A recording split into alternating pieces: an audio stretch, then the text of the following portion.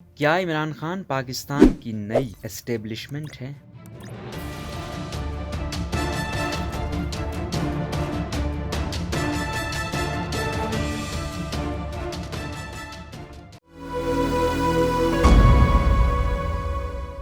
Senior صحافی عاصمہ شیرازی کے مطابق تسلیم کریں یا نہ کریں، گزشتہ چند ماہ میں پاکستان واقعی تبدیل ہو گیا ہے۔ میں اس تبدیلی کی قطعاً بات نہیں کر رہی جو 4 سال پہلے باقاعدہ لائی گئی تھی، بلکہ گزشتہ صرف چند ماہ میں پاکستان میں وہ تبدیلی آئی ہے جو شاید کبھی کسی نے سوچی نہ تھی۔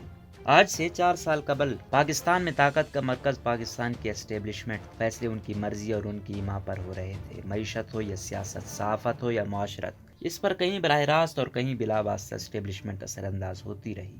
یہاں تک کہ اگست 2018 میں ایک بظاہر سیاسی جماعت آصف بعد سے پاکستان کی حکمران بنی، اور اگر سیاسیات کے اصولوں کو مد نظر رکھا جائے تو یہ بظاہر سیاسی جماعت ایک فرقہ اب ایک ایسا پریشر گروپ بن چکی ہے جسے ایک نئی اسٹیبلشمنٹ بھی قرار دیا جا سکتا ہے۔